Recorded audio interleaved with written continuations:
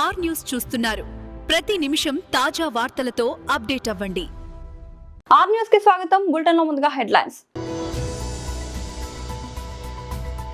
BJP SC Morcha రాష్ట్ర అధ్యక్షుడు శ్రీ కాంతి కిరణ్ మీడియాతో మాట్లాడారు.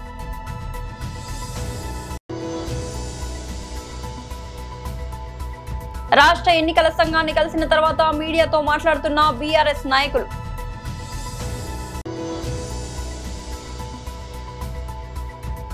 తాడేపల్లి పార్టీ కేంద్ర కార్యాలయంలో MLC Mondithoka Arun Kumar press meet.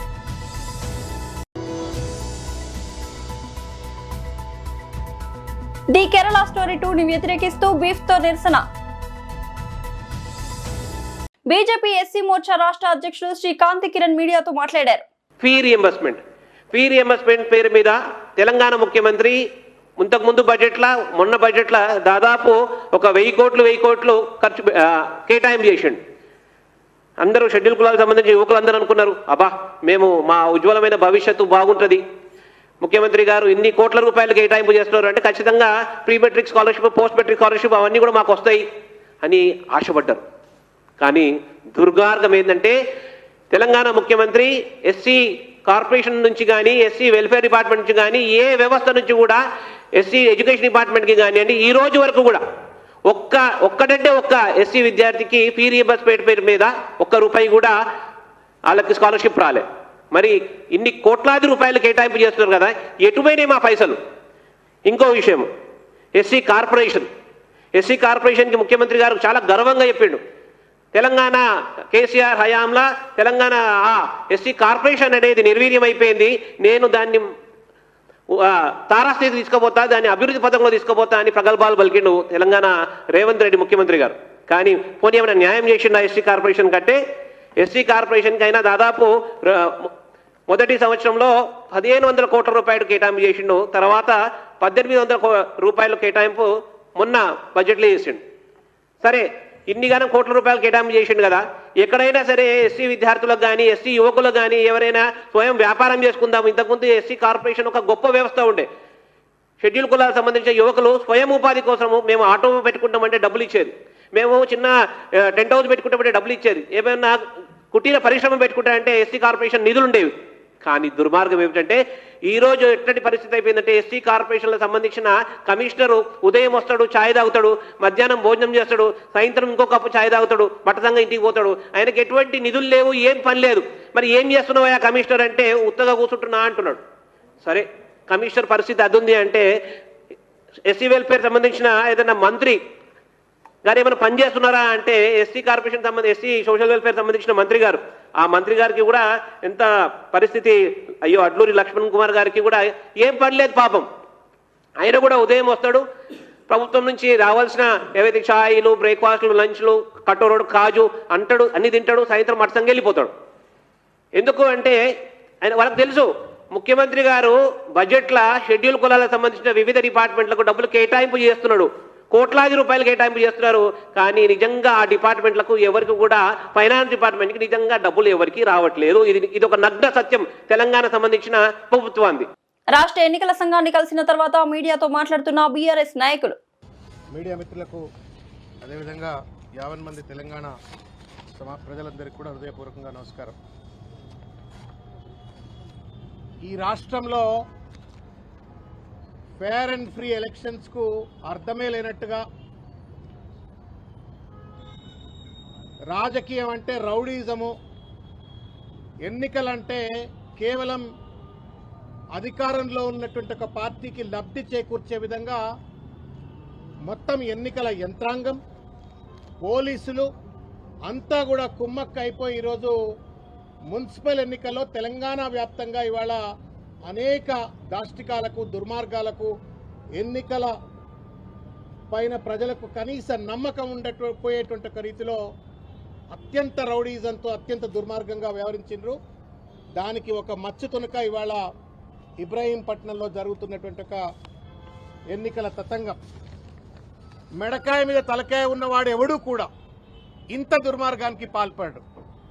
రాజ్యాంగం పైన గౌరవం ఉన్నటువంటి వాళ్ళు, ప్రజాస్వామ్యం పైన గౌరవం ఉన్నటువంటి వాళ్ళు, ఎన్నికలు అనేటువంటివి ప్రజలిచ్చిన తీర్పు, దీన్ని గౌరవించాలా అనేటువంటి ఒక కనీస ఔచిత్యం ఉన్నటువంటి వాడు ఎవడు కూడా ఇంత చిల్లరతనానికి బహుశా పాల్పడి ఉండరు.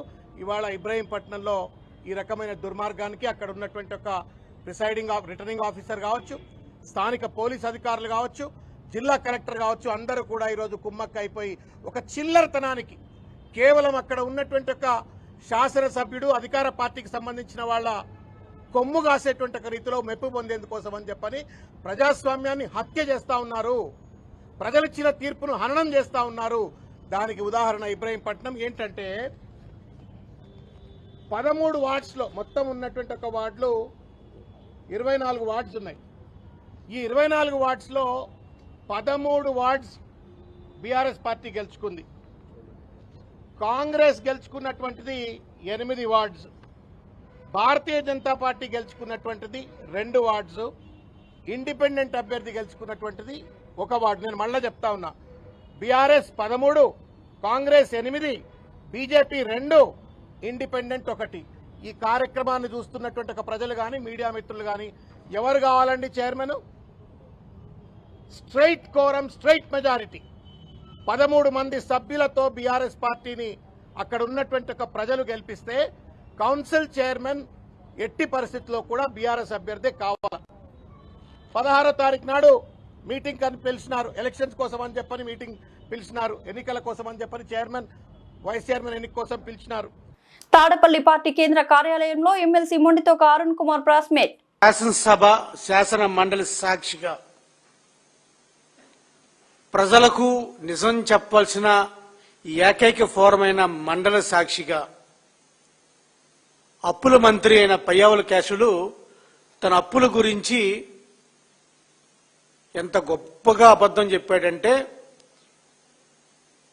గత ప్రభుత్వం అంటే వైఎస్ఆర్ కాంగ్రెస్ పార్టీ ప్రభుత్వం దిగిపోయే నాటికి 9,74,000 కోట్ల రూపాయల అప్పుతో మిగిల్చారని సాక్షాత్తు బడ్జెట్ ప్రసంగంలో పయ్యావుల కేసులు చెప్పడం జరిగింది. మళ్ళీ అదే ఫిగర్ని 9,74,000 ఫిగర్ని మేము అడిగిన ప్రశ్న రూపంలో మళ్ళీ అదే చెప్పడం జరిగింది. నిజంగా ఈ బడ్జెట్లు ఒక్కసారి మీరు గమనిస్తే, ఏ బడ్జెట్కైనా బడ్జెట్ పేపర్స్ ఇచ్చినప్పుడు ఆ బడ్జెట్తో పాటు వాల్యూమ్ 6 అనేది ఒక బుక్లెట్ ఉంటుంది. అందులో అప్పుల వివరాలు, ఎక్కడెక్కడ అప్పులు తీసుకొచ్చాం, ఏ సెక్టార్ మీద ఎంత ఖర్చు పెట్టాం అనేది వివరాలు ఉంటుంది. గమ్మత్తుగా ఈ సంవత్సరం వాల్యూమ్ 6 తీసేశారు. ఎందుకంటే వీళ్ళ చేసే అప్పులు ఎవరికీ తెలియకూడదు, ఇదేదో రాష్ట్ర ప్రభుత్వం అంటారు వాళ్ళ జేబు సంస్థలాగా ఎవరికీ తెలియకూడదు మేము చేసే అప్పులని చెప్పి అప్పులు ఎడాపెడా చేస్తున్నారు. ఇదే చంద్రబాబు నాయుడు ఎన్నికల ముందు ప్రచారంలో నేను ఎక్కడా అప్పు చేయకుండా సంపద సృష్టిస్తాను, నేను సంపద సృష్టికర్త అని మాట్లాడటం జరిగింది. ఈయన సంపద సృష్టికర్త కాదు కదా, ఈయన అప్పుల సృష్టికర్త. ఈ అప్పుల సృష్టికర్తలో భాగంగా వాస్తవానికి ఈ రాష్ట్ర ప్రజలందరికీ కూడా వీళ్ళు ఎంత ఘోరమైన పచ్చి అబద్ధాలు ఆడుతున్నారనేది ఒక్కసారి చూద్దాం. 2014 నాటికి ఈ రాష్ట్ర విభజన జరిగిన తర్వాత అంటే ఉమ్మడి రాష్ట్రం ద్వారా మనకు వచ్చిన అప్పులు 1,40,000 కోట్ల రూపాయలు అయితే 2014 నుంచి 19 వరకు ప్రతిసారి విజనరీ అని చెప్పుకునే ఈ విజనరీ లీడర్ చంద్రబాబు నాయుడు హయాంలో ఈ 1,40,000 కోట్ల కాస్త 9,90,000 కోట్లకి ఎగబాకింది. ది కేరళ స్టోరీ 2 సినిమాను ఇంకా రిలీజ్ కాకముందుకే కేరళలో వివాదం రాజేస్తోంది. ఫిబ్రవరి 27న విడుదల కానున్న ఈ చిత్రం మత మార్పిడి, లవ్ జిహాద్ అంశాల చుట్టూ తిరుగుతుందని డైరెక్టర్ కామాఖ్య నారాయణ సింగ్ తెలిపారు. మరోవైపు కేరళ ముఖ్యమంత్రి పినరయి విజయన్, కాంగ్రెస్ నేతలు ఈ సినిమాపై తీవ్ర విమర్శలు గుప్పిస్తున్నారు. సిపిఎం యువజన విభాగం, DYFI student wing, SFI Kerala వ్యాప్తంగా నిరసన కార్యక్రమాలు చేపట్టింది. తిరువనంతపురంలో బీఫ్ ఫెస్టివల్ నిర్వహించారు. పరాటా, గొడ్డు మాంసం కూరను వడ్డిస్తూ నిరసన వ్యక్తం చేశారు. మరోవైపు సీఎం పినరయి విజయన్ ఇటీవల స్పందిస్తూ ఈ సినిమా కేరళ ప్రతిష్టను దెబ్బతీస్తోంది, రాష్ట్రాన్ని ఉగ్రవాద కేంద్రంగా చూపే ప్రయత్నం జరుగుతోంది, లౌకికవాదాన్ని, శాంతిని దెబ్బతీసేందుకు రూపొందించిన విద్వేషపూరిత ప్రచారం ఇది. కేరళలో ఇలాంటివి జరగవు. ప్రజలు సమిష్టిగా ఈ సినిమాను తిరస్కరించాలి అని అన్నారు. కాంగ్రెస్ నేత కేసీ వేణుగోపాల్ ఈ సినిమాపై విమర్శలు గుప్పించారు. ఆయన మాట్లాడుతూ కేరళలో ప్రజలు గొడ్డు మాంసం తినాల్సి వస్తుందని తప్పుడు కథనాలు సృష్టిస్తున్నారు. మతపరంగా ప్రజల్ని విభజించే ప్రయత్నం ఇది అని విమర్శించారు. కబ్జాదారుల నుంచి తమ పార్కుని కాపాడిన హైడ్రాకు బాబానగర్ వెల్ఫేర్ అసోసియేషన్ కమిటీ సభ్యులు ప్రత్యేక ధన్యవాదాలు తెలిపారు. చాలా సంవత్సరాలుగా 3000 గజాల పార్కు స్థలాన్ని ముక్కలుగా చేసి కబ్జాదారులు రిజిస్ట్రేషన్లు చేయించుకోవడం జరిగింది. దీనిపై అనేక రకాలుగా పోరాటం చేశారు, కానీ ఎవరు దీనికి పరిష్కారం చూపించలేదు. దీనిపై హైడ్రా కమిషనర్ రంగనాథ్ కు ఫిర్యాదు చేయడంతో అసోసియేషన్ సభ్యులను, కబ్జాదారులను పిలిచి ఒక సమావేశం ఏర్పాటు చేశారు. అనంతరం వారి వద్ద ఉన్న ఆధారాలను పరిశీలించి ఈ స్థలం కబ్జాకు గురైందని నిర్ధారించి మా పార్కు స్థలాన్ని మాకు అందజేశారు. బాబానగర్ వెల్ఫేర్ అసోసియేషన్ స్థలాన్ని కబ్జా చేసిన వారిని అరెస్ట్ చేసి రిమాండ్ కు కూడా పంపించడం జరిగింది. తమ కాలనీలో ఎలాంటి స్థలం కబ్జాకు గురైనా హైడ్రాకు ఫిర్యాదు చేసినట్లయితే పరిష్కారం లభిస్తుంది అని కాలనీ వాసులు తెలిపారు.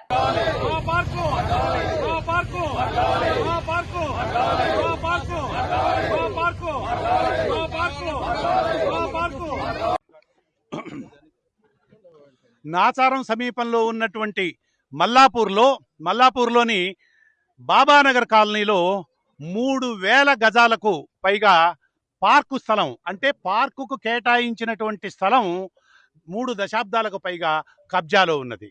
కొన్ని దుష్టశక్తులు ఈ పార్కు స్థలాన్ని ఆక్రమించి వాటికి లేని నంబర్లు సృష్టించి ఆ పార్కు స్థలాన్ని ముక్కలుగా చేసి తమలో తాము పంచుకొనడం, బయట వాళ్లకు అమ్మేసి వందల వేల కోట్ల రూపాయలు సమకూర్చుకోవడం అనేటువంటిది జరిగింది.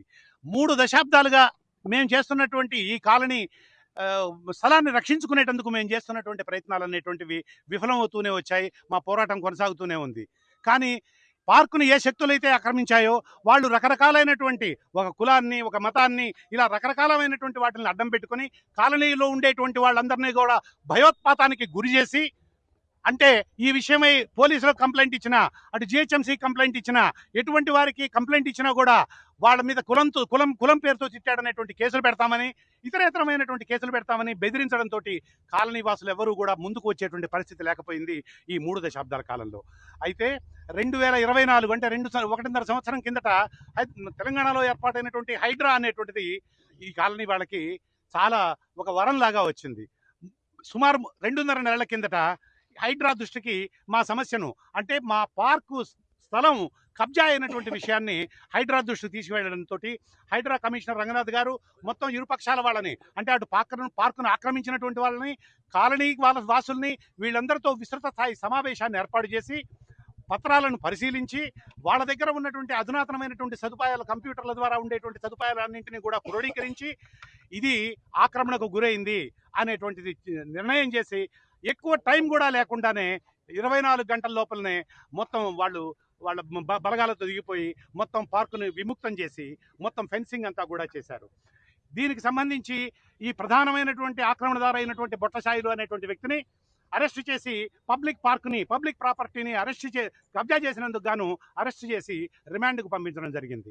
ఇందు మూలంగా నేను తెలియజేసేటువంటిది ఏంటంటే, రంగనాథ్ గారి ఆధ్వర్యంలో హైడ్రా హైదరాబాద్లో 1000కి పైగా ఎకరాలను ఇప్పటికే ప్రైవేట్ ఆక్రమణల నుంచి, కబ్జాల నుంచి విముక్తం చేసింది. ఇందులో ఒక్కొక్కటి కూడా ఒక 100 కోట్ల రూపాయల ఖరీదు చేసేటువంటి స్థలాలు, అంటే 1000 ఎకరాలు, ఎకరం 100 కోట్ల రూపాయలు, అంటే 1,00,000 కోట్ల రూపాయల విలువైనటువంటి భూములను హైడ్రా విముక్తం చేసింది. ఇది చాలా చాలా చాలా గొప్ప విషయం. ఇంకా హైదరాబాద్లో అనేకమైనటువంటి చోట్ల నాలాలు, పార్కులు, చెరువులు ఇటువంటివి చాలా చాలా ఆక్రమణకు గురైనాయి. ఆయనకున్నటువంటి బహుశా వనరులు పరిమితం కావడం వల్లనో, బలగాలు పరిమితం కావడం వల్లనో అప్పటికే రెట్టించినటువంటి ఉత్సాహంతో రంగనాథ్ గారు చేస్తున్నారంటే మా కాలనీయ ఉదాహరణ. ఆయనను వ్యక్తిగతంగా పొగిడి దానివల్ల లబ్ధి పొందాల్సిన అవసరం ఎవరికీ లేదు. నెల్లూరు జిల్లా కావలిలో ఈ నెల 23వ తేదీన జరగబోయే వైసీపీ కార్యకర్తల విస్తృత స్థాయి సమావేశానికి భారీ ఎత్తున హాజరు కావాలని కావలి నియోజకవర్గ వైసీపీ ఇన్ఛార్జ్ మాజీ ఎమ్మెల్యే రామిరెడ్డి ప్రతాప్ కుమార్ రెడ్డి పిలుపునిచ్చారు. కావలిలో నిర్వహించిన మీడియా సమావేశంలో ఆయన మాట్లాడుతూ పార్టీ బలోపేతం దిశగా కీలక నిర్ణయాలు తీసుకోనున్నట్లు వెల్లడించారు. రాబోయే రాజకీయ పరిణామాలు, నియోజకవర్గ అభివృద్ధి అంశాలపై విస్తృతంగా చర్చలు జరగనున్నాయని తెలిపారు. ప్రతి గ్రామం, ప్రతి వార్డు నుండి కార్యకర్తలు పెద్ద ఎత్తున పాల్గొని సమావేశాన్ని విజయవంతం చేయాలని కోరారు. ఈ సమావేశానికి ఎంపీ మిథున్ రెడ్డి, నెల్లూరు జిల్లా వైఎస్ఆర్సీపీ పార్టీ జిల్లా అధ్యక్షుడు కాకాని గోవర్ధన్ రెడ్డి హాజరు కానున్నారని చెప్పారు. ఈ మీడియా సమావేశంలో వైసీపీ పట్టణ అధ్యక్షుడు కేతిరెడ్డి శివకుమార్ రెడ్డితో పాటు పలువురు ముఖ్య నాయకులు, కార్యకర్తలు పాల్గొన్నారు. పార్టీ శక్తిని చాటేలా ఈ సమావేశాన్ని విజయవంతం చేయాలని నాయకులు సంయుక్తంగా పిలుపునిచ్చారు. దాదాపు ఈ కమిటీ అన్నీ కూడా ఒక 80% ఆల్మోస్ట్ కంప్లీట్ అయినాయి. అదేవిధంగా వాటికి సంబంధించి ఫొటోస్ అన్నీ కూడా అప్లోడ్ కూడా చేయటం జరిగింది. కాబట్టి మిగతావి కూడా ఏమైనా పెండింగ్ ఉంటే వాటన్నిటిని కూడా అప్లోడ్ చేయాలని చెప్పున్నాయి. అదేవిధంగా కమిటీ కూడా కొన్ని వేయాల్సి ఉంది. వాటిలో కూడా కొంతమందిని ఇంకా సెలక్షన్ చేస్తాను. అవి కూడా తొందరలో కంప్లీట్ అయిపోతుంది. కాబట్టి ఈ లోపుగా మన కావలి నియోజకవర్గానికి సంబంధించి ఈ నెల 23వ తారీఖు మధ్యాహ్నం 2 గంటలకి ఆర్ఎస్ఆర్ కళ్యాణ మండపంలో పార్టీ విస్తృత స్థాయి సమావేశం ఏర్పాటు చేయాలని మేమంతా కూడా నిర్ణయించాము. ఈ కార్యక్రమానికి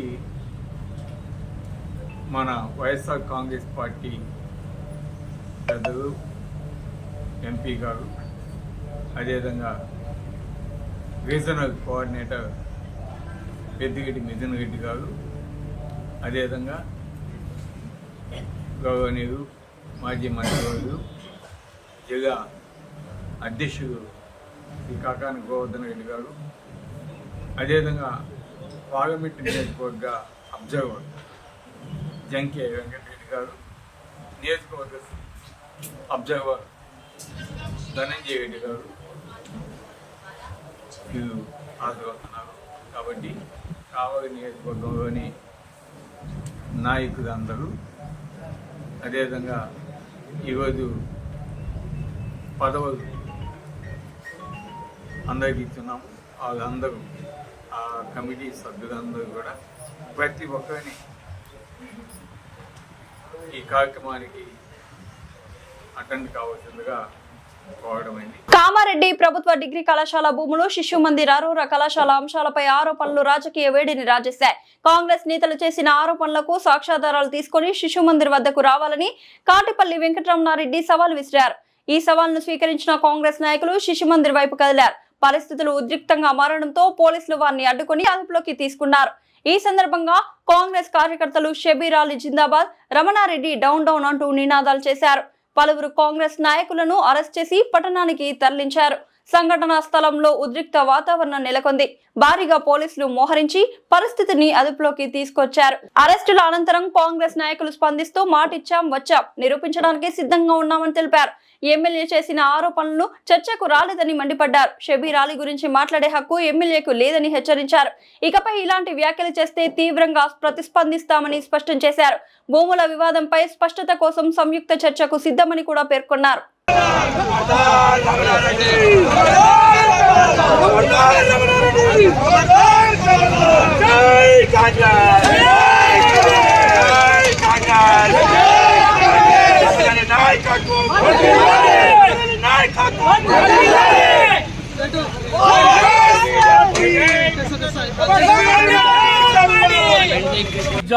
దారులు కామారెడ్డి ఎమ్మెల్యే రమణారెడ్డి ఖబర్దార్ చెప్తున్నాం.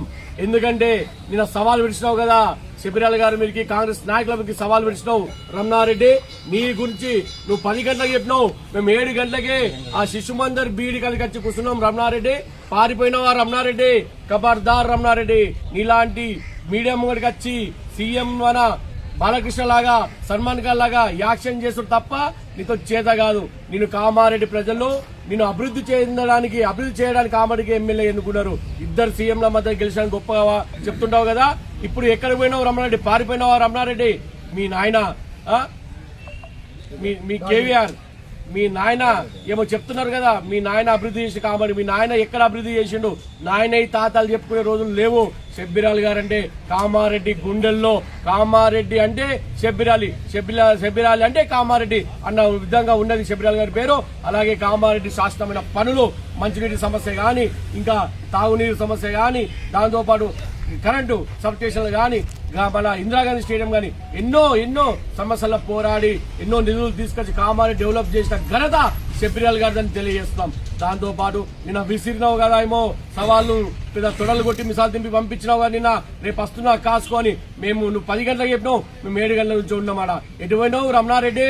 పారిపోయినావా? జాగ్రత్త రమణారెడ్డి. కాంగ్రెస్ అంటే శక్తి గుర్తుపెట్టుకో. షబ్బీరాల్ గారు అంటే ఒక శక్తి అన్నది గుర్తుపెట్టుకో రమణారెడ్డి ఖబర్దార్. నువ్వు అంటున్నావు కదా ఈ కాలేజీ భూములు, అప్పుడే ఎంతో మంది ధర్నాలు భిన్నాలు చేసి ఎంతో మంది విరాళం ఇచ్చిన భూములు డిగ్రీ కాలేజీ భూములు. అది గుర్తుపెట్టుకో. అది మీ సొంతం అన్నట్టు, మీ అయ్య జాగిర్ అన్నట్టు. మా భూములు మా నాయనే మేం చేస్తామని చెప్తున్నావు కదా రమణారెడ్డి. మీ కావు కాలేజీ భూములు. ఎంతో మంది రైతులు దానం చేసి కాలేజీ మన కామారెడ్డి ఏరియా డెవలప్ కావాలని విస్తీర్ణంగా విరాళంగా ఫ్రీగా ఇచ్చిన భూములు. దానిలో నీవు కబ్జాదారునిగా నీ బీఈడీ కాలేజ్ డబ్బులు తీసుకొని బీఈడీ కాలేజ్ పర్మిషన్ ఇచ్చినావు. శిశు మందిర్కి డబ్బులు తీసుకొని వాళ్ళకి పర్మిషన్ ఇచ్చినావు. మళ్ళా ఇంజనీరింగ్ కాలేజీకి డబ్బులు తీసుకొని ఇచ్చినావు, అరోరా ఇంజనీరింగ్ కాలేజీకి. అది గుర్తుపెట్టుకో రమణారెడ్డి. ప్రజలందరూ చిన్నోళ్ళు కాదు, పిచ్చోళ్ళు కాదు, మెచ్చుడుగా ఆలోచిస్తున్నారు. జాగ్రత్త రమణారెడ్డి. ఇప్పుడు సవాల్ ఇప్పుడు కూడా చెప్తున్నాం. ఇప్పుడు మన పోలీసు అరెస్ట్ చేసి తీసుకొచ్చారు. రేపు కూడా ఉన్నది మీది. ఇక నీ ఎపిసోడ్స్ కావు, మా ఎపిసోడ్స్ ఏందో నీకు చూస్తాం రామరెడ్డి. నువ్వు ఉంటావు కదా, నీ చిన్నప్పటి దోస్తులు కూడా కలిసాం. నువ్వు 95 నుంచి నీ ఏం చేస్తావు, నీ పర్సనల్ విషయాలకు రాబన్నాం. కానీ మా షబ్బీరాల్ గారి పర్సనల్ విషయాలు మాట్లావు కాబట్టి ఖచ్చితంగా మీ పర్సనల్ కూడా చూస్తాం. నువ్వు నీ ఇంట్లో ఎన్ని తగాదాలు ఉన్నాయి మాకు తెలుసు. నీ ఇంట్లో నువ్వు ఎవరితో చక్కగా ఉంటావు. మీ ఒంటెత్తి పొగడలు ఎట్లా మాట్లాడతావు రమణారెడ్డి? ఎవరు ఉండదు, నీ బండారం బయట. బులెటిన్ ముగించే ముందు హెడ్లైన్స్ మరోసారి. బీజేపీ ఎస్సీ మోర్చా రాష్ట్ర అధ్యక్షుడు శ్రీ కాంతి కిరణ్ మీడియాతో మాట్లాడారు.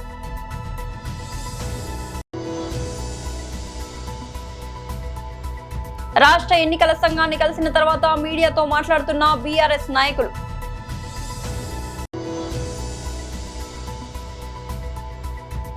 తాడేపల్లి పార్టీ కేంద్ర కార్యాలయంలో MLC Mondithoka Arun Kumar press meet.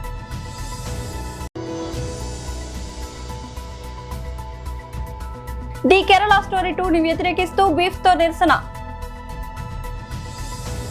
ఇవాల్టి బులెటిన్ అప్డేట్. మరొక బులెటిన్ మళ్ళీ కలుద్దాం. అంతవరకు సెలవు. మీరు ఆర్ న్యూస్ చూస్తున్నారు. ప్రతి నిమిషం తాజా వార్తలతో అప్డేట్ అవ్వండి.